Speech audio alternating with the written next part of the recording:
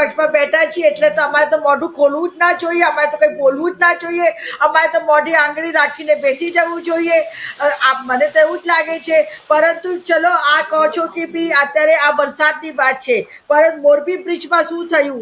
135 લોકોની જાન જતી રહી. પછી ગંભીરા બ્રિજમાં હમણાં ચર્ચા કરી 21 લોકોની જાન જતી રહી. પછી રાજકોટ ગેમ ઝોનિંગમાં 33 લોકો નાના નાના ભૂલકાઓની જાન જતી રહી. સુરત અગ્નિકાંડમાં 24 લોકોની જાન જતી રહી. પછી ભરૂચ હોસ્પિટલ ફાયરમાં 18 લોકોની જાન જતી રહી. હરણી પોર્ટમાં 14 નાના નાના ભૂલકાઓને 2 ટીચરોની જાન જતી રહી.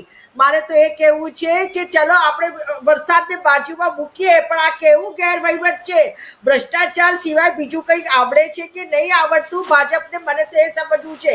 30 વર્ષથી જો 30 વર્ષમાં બાળક પેદા થઈ 30 વર્ષનો થઈ જાય, એના લગ્ન થઈ જાય અને એના છોકરાઓ થઈ જાય, અને આ 30 વર્ષનો સમયગાળો ભાજપનો ઓછો નથી પડ્યો. બહુ કહેવાય છતાંય 30 વર્ષમાં દર વર્ષે એની એક ફરિયાદો, એના જ કાંડ, એના જ ભ્રષ્ટાચારના દાખલાઓ સામે આવતા હોય તો મારે શું કહેવાનું? અને અમેરિકાના ટેક્સાસની જે તમે ઉદાહરણ આપ્યું છે ને, એમાં અતિવૃષ્ટિ થઈ ગઈ હતી. આવી હજી સુધી અમદાવાદમાં તો અતિવૃષ્ટિ થઈ જ નથી, હજી થઈ નથી ને. એટલામાં તો અમદાવાદમાં હું બતાવું કે આ જ વર્ષે 14 લોકોના તો જીવ લેવાઈ ગયા છે. ગયા વર્ષે 35 લોકોના જીવ લેવાઈ ગયા હતા. અને 27 જૂન તારીખ સાથે આપું છું, 27 જૂન 2025માં ખારીકટ કેનાલની આગળ જે મોટો ભૂવો પડ્યો હતો, એની અંદર 55 વર્ષના એક ભાઈ પડ્યા અને એમનું ત્યાં મોત થઈ ગયું. તો આ ક્યાં સુધી આ ભાજપની સરકાર લોકોનું જીવ લેશે? ક્યાં સુધી આ ભાજપ સરકાર લોકોને મોતના મોંમાં નાખી દેશે?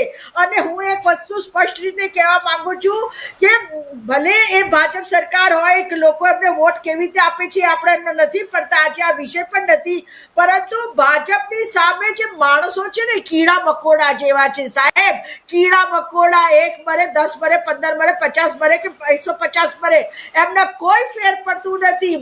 એમને પણ ખબર પડી ગઈ છે કે છેલ્લે તો અમારે ચૂંટણી જીતી જવાનું છે, અને ચૂંટણી જીતીશું તો એનું એ જ ફરી કરવાના છીએ. એટલે મારે તો બહુ દુઃખ સાથે કહેવું પડે છે કે અમારા જે રાજ્ય છે, જ્યાં ગુજરાતમાં તો કેવી જાહો જલાલી હોવી જોઈએ. અમારા વડાપ્રધાન ગુજરાતના છે, અમારા જે ગૃહપ્રધાન ગુજરાતના છે, અને આટલા વર્ષોથી ગુજરાતમાં શાસન, છતાંય આજ દર વર્ષે આજ વારે ઘડી આજ